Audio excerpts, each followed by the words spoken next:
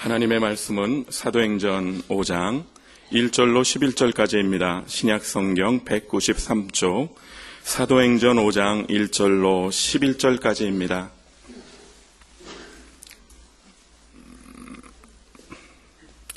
아나니아라 하는 사람이 그의 아내 삽비라와 더불어 소유를 팔아 그 값에 얼마를 감춤해 그 아내도 알더라. 얼마만 가져다가 사도들의 발 앞에 두니 베드로가 이르되 아나니아야 어찌하여 사탄이 내 마음에 가득하여 내가 성령을 속이고 땅값 얼마를 감추었느냐. 땅이 그대로 있을 때에는 내 땅이 아니며 판 후에도 내 마음대로 할 수 없더냐. 어찌하여 이 일을 내 마음에 두었느냐. 사람에게 거짓말한 것이 아니요 하나님께로다. 아나니아가 이 말을 듣고 엎드려져 혼이 떠나니 이 일을 듣는 사람이 다 크게 두려워하더라. 젊은 사람들이 일어나 시신을 싸서 메고 나가 장사하니라. 3시간쯤 지나 그의 아내가 그 일어난 일을 알지 못하고 들어오니 베드로가 이르되 그 땅 판값이 이것뿐이냐 내게 말하라 하니 이르되 예 이것뿐이라 하더라. 그 베드로가 이르되 너희가 어찌 함께 꾀하여 주의 영을 시험하려 하느냐. 보라 내 남편을 장사하고 오는 사람들의 발이 문 앞에 이르렀으니 또 너를 메어 내가리라 하니 곧 그가 베드로의 발 앞에 엎드러져 혼이 떠나는지라. 젊은 사람들이 들어와 죽은 것을 보고 메어다가 그의 남편 곁에 장사하니 온 교회와 이 일을 듣는 사람들이 다 크게 두려워하니라. 아멘. 한번 흘러간 물은 다시는 되돌아오지 않습니다. 저 양화진 앞을 흐르는 한강물을 한번 생각해 보십시오. 지금 현재 흐르고 있는 한강물은 어제의 강물이 아닙니다. 어제 흐르던 강물은 이미 서해로 빠져나가서 망망대해의 일부가 되었습니다. 같은 이치로 지금 현재 흐르고 있는 물이 내일의 한강물은 아닐 것입니다. 내일 흐르는 물은 또 다른 물이 될 것입니다.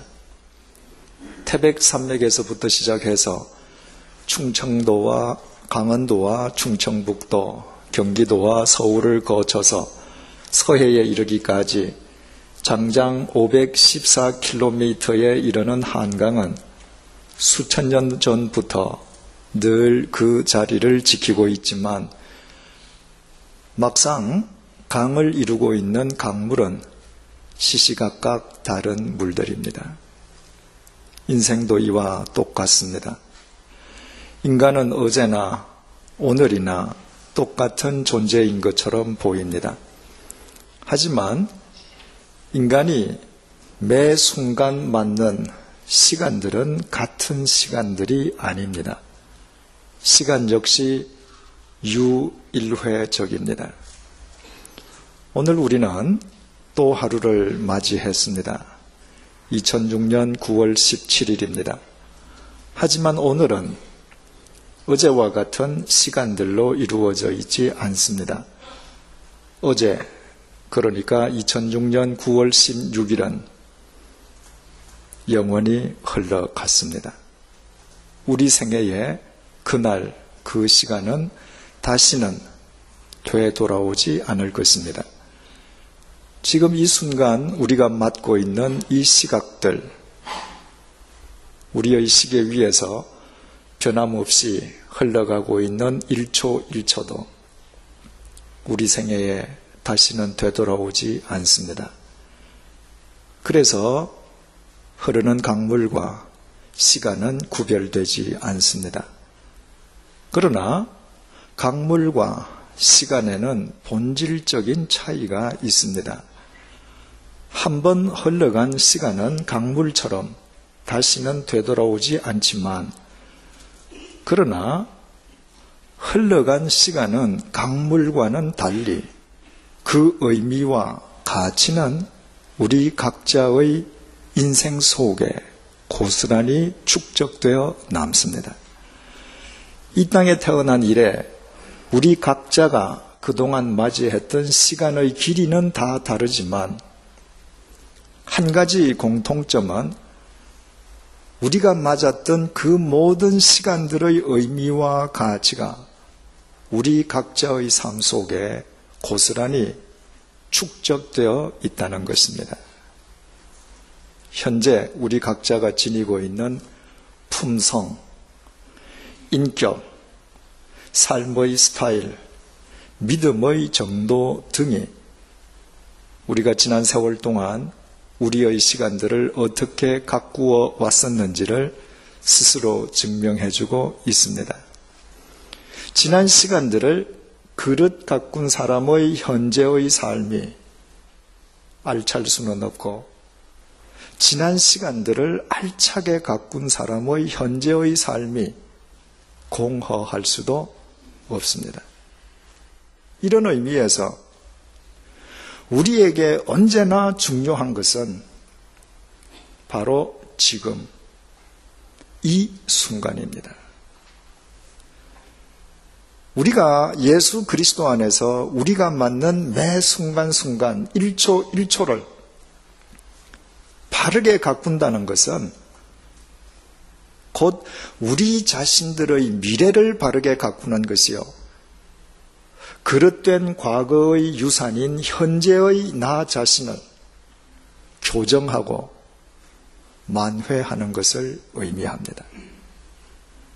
특히 젊은 청년들이 젊은 시절부터 자신의 시간을 바르게 가꾸는 것의 중요성은 아무리 강조해도 지나침이 없습니다. 젊은이는 지금까지 살아온 시간보다 앞으로 살아갈 시간이 훨씬 많은 사람들입니다. 따라서 젊은이들이 예수 그리스도 안에서 자신이 맞는 매 시간을 바르게 건져 올린다는 것은 산 날보다 훨씬 더 긴 자신의 전 인생을 건져 올리는 길이요, 그런 청년들이 많은 사회가 밝고 건강하고 이상적인 사회가 됩니다. 그런 청년들이 많이 속해 있는 사회는 그 사회의 미래가 밝고 긍정적인 방향으로 이미 보장되어 있는 탓입니다. 우리가 3주째 살펴보고 있는 본문 속의 아나니아와 삽비라 부부는 하나님을 믿는다면서도 하나님을 속일 수 있다고 착각하고 있었습니다.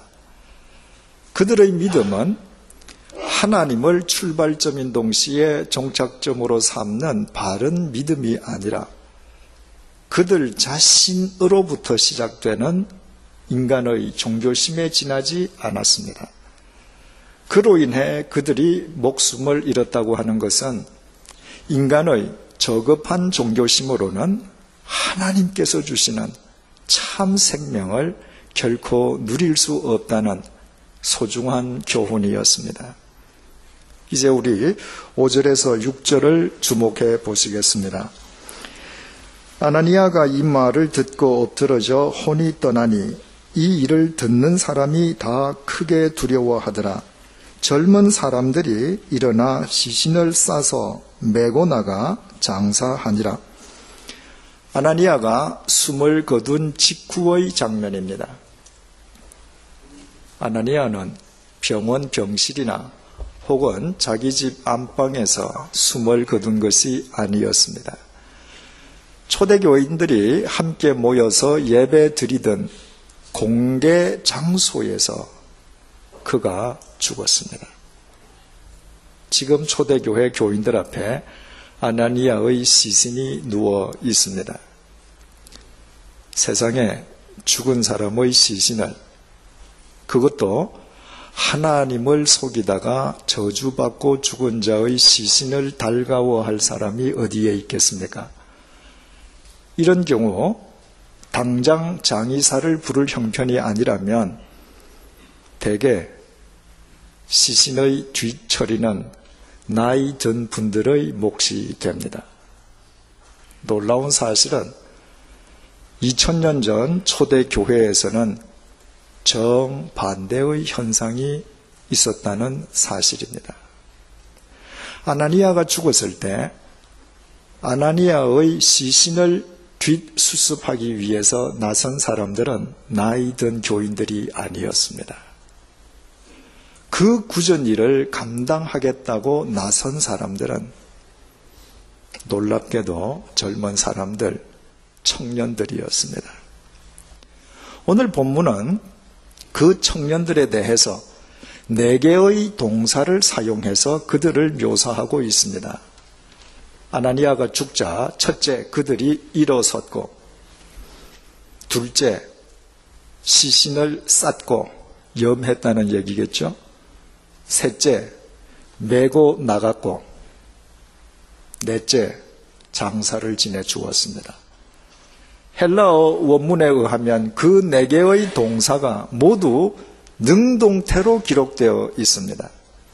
청년들이 그 일을 한 것은 사도들이 명령했다거나 혹은 누구의 지시 강압에 의해서가 아니라 전적으로 그들의 자발적인 행위에 의해서였다는 것을 강조해주고 있습니다.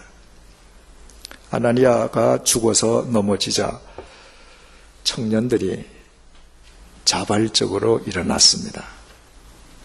그 시신에 다가가서 청년들이 자발적으로 염을 했습니다. 여기까지는 우리가 했으니까 이 다음부터는 다른 사람이 맡으십시오라고 하지 않았습니다. 그들은 염이 끝난 시신을 자발적으로 어깨에 메고 나갔습니다. 그리고 자발적으로 장사를 지내주었습니다. 청년들의 헌신이 거기에서 끝난 것이 아니었습니다. 9절에서 10절 말씀을 보시겠습니다. 베드로가 이르되 너희가 어찌 함께 꾀하여 주의 영을 시험하려 하느냐. 보라, 네 남편을 장사하고 오는 사람들의 발이 문 앞에 이르렀으니 또 너를 메어 내가리라 하니 곧 그가 베드로의 발 앞에 엎드러져 혼이 떠나갔는지라. 젊은 사람들이 들어와 죽은 것을 보고 메어다가 그의 남편 곁에 장사하니. 젊은 사람들이 죽은 아나니아의 시신을 예루살렘에서 제일 가까운 기드론 골짜기에 장사 지냈다 할지라도 시신을 염하고 모든 장례 절차가 끝날 때까지는 꽤 오랜 시간이 걸렸을 것이고 그들의 몸도 지쳤을 것입니다. 그런데 그들이 예배 처소로 되돌아왔을 때 이번에는 삽비라가 죽어 있었습니다. 청년들이 우리는 방금 아나니아를 장사 지내주고 왔으니 이제 다른 사람이 맡으십시오 하고 삽비라의 시신을 외면한들 누구도 그 청년들을 비난할 수 없는 처지였습니다. 그럼에도 그 청년들은 삽비라의 시신을 보는 즉시 그 또한 응당 자신들의 몫이라는 듯 시신을 싸서 메고 나가 남편 아나니아 곁에 장사 지내 주었습니다. 직업이 장의사도 아닌 젊은이들이 전시도 아닌 평상시에 그것도 2번씩이나 2사람의 시신을 연거푸 메고 나가서 장사 지낸다는 것은 결코 흔한 일도 쉬운 일도 아니었습니다. 그런데 그 젊은이들은 기꺼이 자발적으로 2번씩이나 그 일을 감당했습니다. 2000년 전 보잘것없는 초대교회를 우리 주 예수 그리스도께서 인류의 역사를 새롭게 하시는 당신의 도구로 쓰신 것은 바로 그 교회 속에 이런 젊은이들이 있었기 때문입니다. 그래서 본문 역시 이 젊은이들을 일반적인 호칭으로 부르고 있지 않습니다. 헬라어로 청년을 가리키는 단어는 젊다는 의미의 형용사 네오스에서 파생된 네아 니아스입니다. 그런데 본문에는 그 청년들을 가리켜서 아나니아의 시신을 먼저 메고 나간 청년들을 가리켜서 네오스의 비교급신 네오테로스로 표기하고 있습니다. 일반적인 청년이 아니라 단순한 청년이 아니라 보다 젊은 청년들이었다는 것입니다. 그리고 그들이 재차 와서 삽비라의 시신을 메고 나갈 때 헬라어 원문은 그 청년들을 가리켜서는 청년을 뜻하는 단어의 지소사인 네아니스코스라고 표기를 했습니다. 문법 용어인 지소사는 본래의 것보다 작은 뜻이나 개념을 표현하는 단어입니다. 이를테면 바이올린은 비올라의 지소사입니다. 비올라하고 모양은 똑같지만 비올라보다 작은 크기로 만든 것이 바이올린이기 때문입니다. 개의 지소사는 강아지고 송아지는 소의 지소사입니다. 이런 의미의 지소사로 그 청년들을 표기했다고 하는 것은 그 청년들이야말로 청년들 중의 청년이었음을 의미하고 있는 것입니다. 그렇다면 우리는 2000년 전에 일어났었던 오늘 본문 속의 상황을 좀 더 정확하게 이해할 수 있습니다. 갑자기 아나니아가 죽었습니다. 그 자리에는 여러 교인들이 있었고 교인들 가운데에는 젊은이들도 있었습니다. 하지만 그 자리에 있던 젊은이들이 모두 그 시신을 뒤처리하겠다고 나갔던 것은 아니었습니다. 그 젊은이들 가운데에 일부의 젊은이들이 그것을 자신들의 사명으로 여기고 나가서 뒷수습을 했습니다. 그래서 사도행전을 기록한 누가는 바로 그 청년들을 가리켜서 비교급 형태인 네오테로스라고 기록했던 것입니다. 그 청년들이야말로 다른 청년들과는 달리 진짜 청년들이었다는 의미였습니다. 그 청년들이 아나니아의 장사를 끝낸 뒤에 예배 처소로 와서 삽비라의 시신을 보는 즉시 또다시 응당 자신들이 처리해야 할 일이라고 받아들이고 자발적으로 삽비라의 시신도 메고 나갔습니다. 그래서 사도행전을 기록한 누가는 이번에는 그 청년들을 비교것보다도 더 젊은 청년을 뜻하는 지소사 네아니스코스로 표현했던 것입니다. 저 청년들이야말로 명실상부하게 청년다운 청년들이요, 청년 중의 청년들이요, 진정한 기독 청년들임을 강조하기 위함이었습니다. 주석을 가한다면 단순히 육체적으로 나이가 젊기 때문에 기독 청년이 되는 것이 아니라 기독 청년다운 사고와 행동이 수반될 때에만 진정한 기독 청년이 될 수 있다는 의미였습니다. 이 청년들이 두 번씩이나 눈앞에 보이는 시신을 뒤처리했다고 하는 것은 바로 이들이 평소에 그런 삶을 살아왔음을 의미합니다. 이미 서두에서 말씀드린 것처럼 인간의 현재의 모습은 지난 과거의 축적판입니다. 만약 이 청년들이 평소에 그런 일에 아무 관심이 없었던들 2000년 전 본문속의 그날 2번씩이나 그 일을 자발적으로 행하지는 않았을 것입니다. 숨이 넘어간 사람은 더 이상 빛을 볼 수 없습니다. 그래서 죽은 자의 시신은 어둠과 죽음의 상징입니다.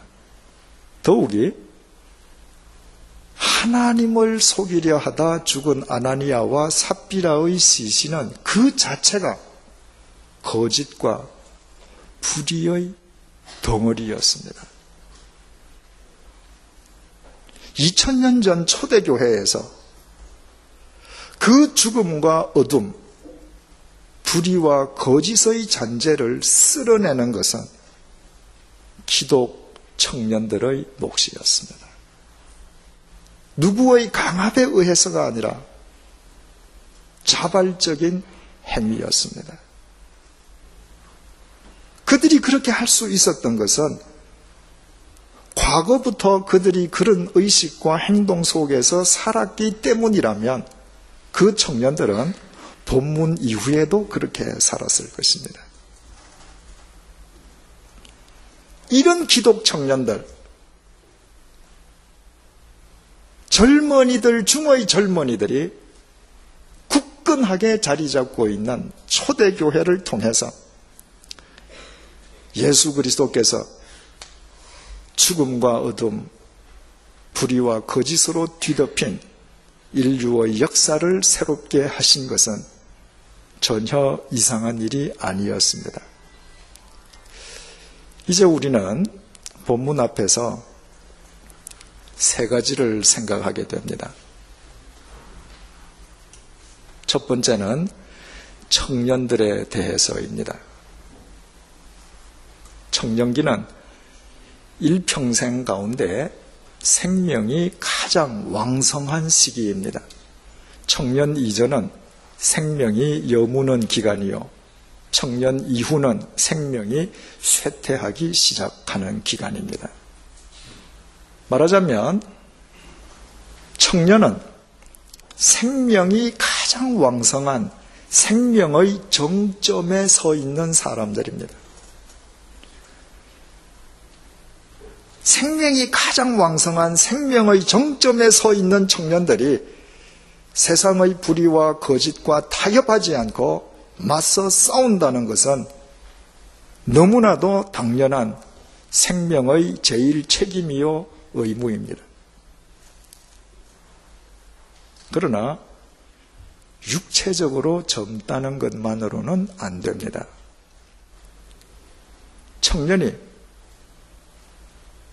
육체적으로 젊은 자신의 젊음만을 믿고 불의와 거짓에 맞서 싸울 때 그 싸움에서 크게 이기면 크게 이길수록 그는 이내 권력의 시녀로 전락하고 만다는 것이 과거 역사의 교훈이요, 오늘 우리의 현실이 여실하게 입증해주고 있습니다. 청년의 그 왕성한 육체의 생명이 길이요 진리요 생명이신 예수 그리스도의 생명에 접속될 때에만 그는 진정으로 세상을 새롭게 하는 예수 그리스도의 도구, 참된 기독 청년으로 쓰임받을 수 있습니다. 현재 우리 교회에 출석하고 있는 교인들의 통계를 최근 집계해 보았습니다. 총 838세대에 1655명이 출석하고 있습니다. 20세 미만의 어린이와 학생들이 235명, 20세 이상의 성인이 1419명입니다. 성인 가운데 20대 청년이 361명, 30대 청년이 323명으로 총 청년의 숫자가 684명, 성인의 48.2%에 달하고 있습니다. 일반적으로 청년이 많이 출석하는 교회를 장래성이 있는 교회, 좋은 교회라고 부릅니다. 그런 관점에서 본다면 청년이 성인 교인의 48.2%를 점하고 있는 우리 교회는 적어도 외형상으로는 좋은 교회의 요건을 갖춘 셈입니다. 하지만 단지 육체적으로만 젊은 청년이 많다는 것은 무의미할 수도 있습니다. 긴 안목에서 보면 오늘의 청년은 내일의 노인이기 때문입니다. 사랑하는 청년 여러분, 여러분의 육체의 생명이 가장 왕성한 지금 그 육체의 생명으로 예수 그리스도의 생명을 추구하십시오. 여러분의 생명을 예수 그리스도의 생명에 접속하십시오. 예수 그리스도의 생명 안에서 여러분의 삶의 자리에서부터 가장 사소해 보이는 일에서부터 거짓과 불의의 잔재를 쓸어내는 진리의 빛이 되십시오. 그때 여러분들은 이 세상을 새롭게 하면서도 세상을 분열시키는 것이 아니라 예수 그리스도의 생명 안에서 세상을 통합시켜가는 진정한 기독 청년들이 될 것입니다. 오늘 본문 앞에서 두 번째로 청년 자식들을 둔 부모에 대해서 생각하게 됩니다. 영겁 후 두 번씩이나 시신의 뒤처리를 한 본문 속의 젊은이들은 생각하면 할수록 대단한 젊은이들입니다. 그러나 우리는 이 젊은이들보다 이 젊은이들의 부모가 더 대단한 분들임을 알게 됩니다. 이 청년들의 부모가 이 청년들을 스스로 생각하고 스스로 판단하고 스스로 옳다고 여기는 것에 대해서 자발적으로 자신의 삶을 던질 수 있도록 교육시켜 주었기 때문에, 그렇게 키웠기 때문에 이 청년들은 그런 삶을 스스로 살 수 있었습니다. 만약 이 청년들이 부모의 과잉 보호 속에서 매사 부모의 지시와 간섭 속에서 살았던들 결코 오늘 본문 속과 같은 자랑스러운 젊은이로 그들의 인생을 엮지는 못했을 것입니다. 우리나라 부모들의 자식 사랑은 정상적인 선을 넘어선 경우가 허다합니다. 자식들이 이 세상에서 스스로 바르게 살 수 있도록 자식들을 돕는 것이 아니라 자신들의 분신으로 자식을 만들려는 부모가 의외로 많습니다.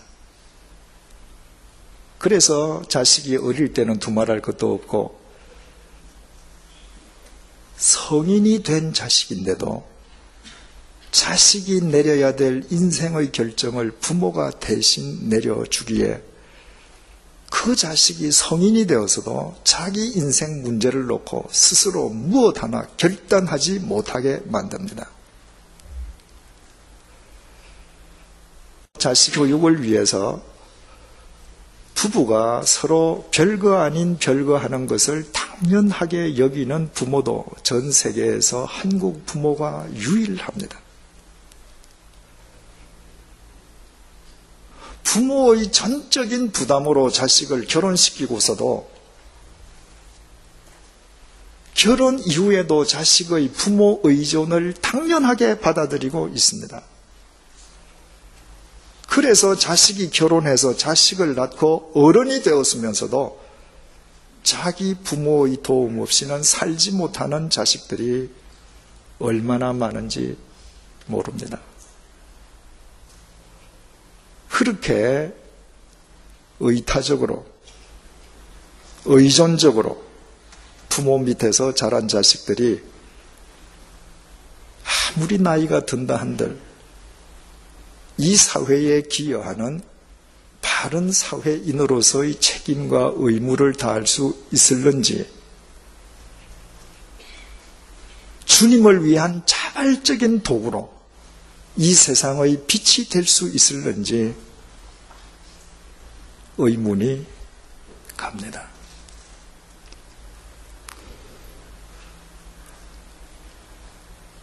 사랑하는 부모 여러분,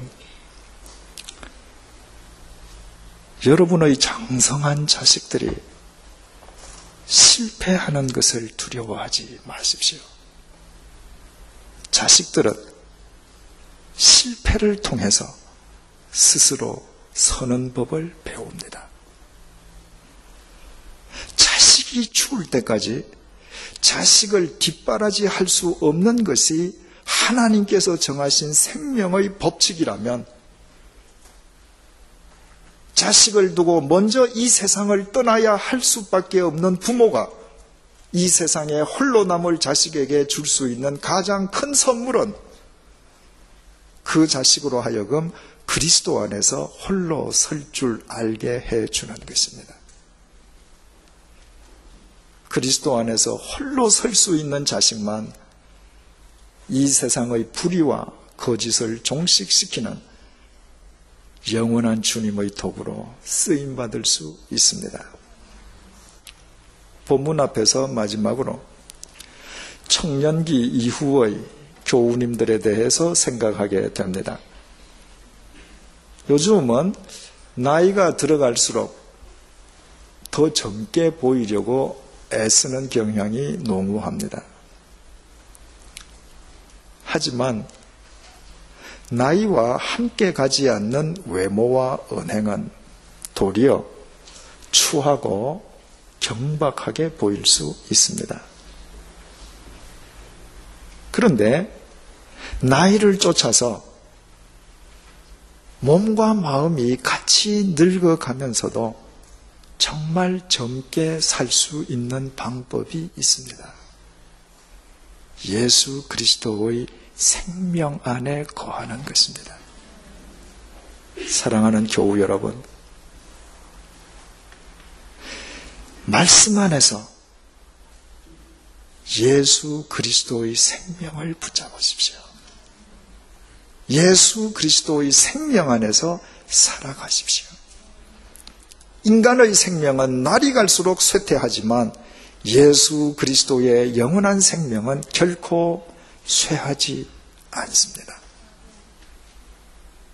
그 생명 속에 있는 사람은 사도 바울의 고백처럼 겉사람, 육체는 날로 후패해지지만 속사람, 그 영혼은 날로 강건해질 수 있습니다. 그뿐 아니라 예수 그리스도의 생명 안에서는 나이가 더 들어갈수록